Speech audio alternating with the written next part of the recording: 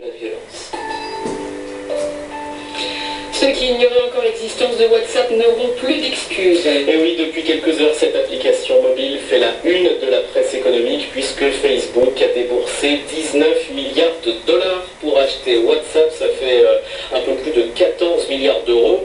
Question essentielle, question de base. Frédéric Sainz, bonjour. À quoi sert ce WhatsApp? Eh bien, c'est une application pour téléphone mobile. Elle permet d'envoyer de portable à portable des SMS, des photos, des vidéos. Jusque-là, rien d'extraordinaire, sauf que tout cela transite par Internet et non pas par le réseau GSM classique. Des échanges illimités pour une application qui coûte 99 centimes. C'est donc extrêmement rentable pour l'utilisateur, par exemple pour les échanges à l'international. Alors WhatsApp est encore peu connu effectivement en France, mais le service compte tout de même près d'un demi-milliard d'utilisateurs dans le monde, principalement en Europe et chez les émergents, Brésil, Inde, Russie, Mexique, notamment très peu en revanche dans les pays asiatiques. C'est un service planétaire issu finalement d'une entreprise aux allures de PME. Elle compte 55 employés seulement. Pour mieux se rendre compte, si l'on rapporte le montant payé par Facebook aux effectifs de WhatsApp, le géant américain vient d'aligner 345 millions de dollars par employé. Et pourquoi cette PME vaut-elle si cher? Alors trois raisons principales à cela. D'abord, les deux marques sont très complémentaires. Géographiquement, Facebook Messenger, le service de messagerie de Facebook, est très utilisé en Amérique du Nord. WhatsApp domine l'Europe et la plupart des émergents. Facebook rachète donc un concurrent sérieux et en pleine expansion. Et c'est la deuxième raison. WhatsApp gagne 1 million d'utilisateurs par jour. Ils sont 450 millions aujourd'hui. Ils étaient moitié moins il y a seulement 12 mois. Des abonnés qui sont en plus très fidèles, et cela compte bien sûr dans la valeur d'une application. 70% d'entre eux se connectent quotidiennement à WhatsApp. Ce sont seulement 60% des utilisateurs.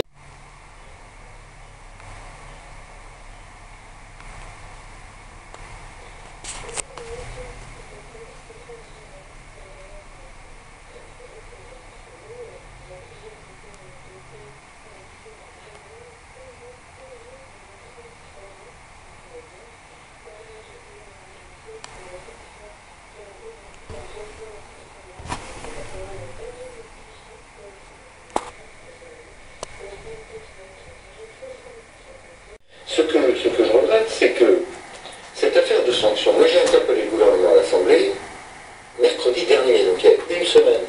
On savait que Yanukovych allait nommer un gouvernement. Cette semaine serait cruciale. Il fallait prendre des sanctions avant l'emploi de la force.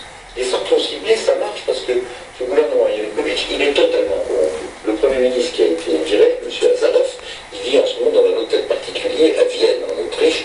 Il a également son fils. Les banques chypriotes regorgent de l'argent des dirigeants ukrainiens.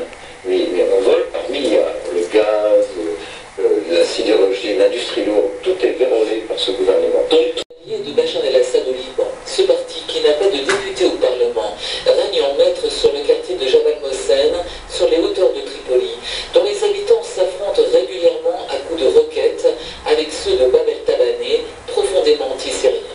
Car c'est bien la guerre en Syrie voisine. Il y a des nostalgiques de la guerre froide, aussi bien à Moscou d'ailleurs qu'à Washington ou ailleurs. C'est la dernière chose dont ce pauvre continent a besoin. Carlos, vous pensez vraiment qu'on peut parler de guerre civile, de prémices de guerre civile? Oui, parce que j'ai vu à Kiev des gens qui étaient prêts à mourir pour la liberté, qui ne veulent pas revenir sous quelque chose Une qui guerre civile, ressemblait c'est entre deux parties de la population. Là, on est encore dans un affrontement, une partie de la population contre un régime. Pour l'instant, ce qui était frappant pendant Maïdan, c'est que le mouvement de liberté est apparu aussi dans l'est de l'Ukraine, contrairement à ce qu'on véhicule dans l'est, complètement pro-russe.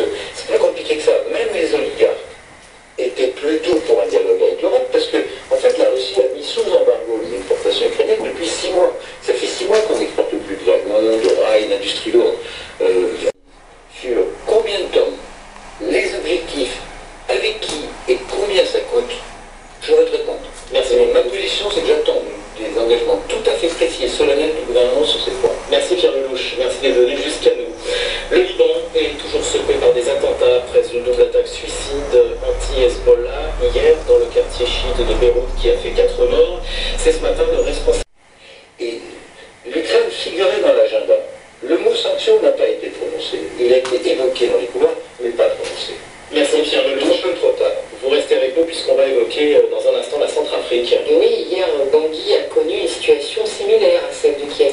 Des explosions, des rafales de tir, des barricades, notamment autour de l'aéroport de Bangui. Des Centrafricains ont dressé des barricades improvisées pour empêcher les soldats français et africains d'intervenir contre les milices anti-Balaka. Ces violences ont fait au moins 2 morts et 40 blessés par balle. Les habitants sont excédés comme cette dame prénommée Pulchéry. Vraiment, il faut qu'on nous aide. On lance un appel à François Hollande. Il a le droit de nous aider. Il faut qu'il nous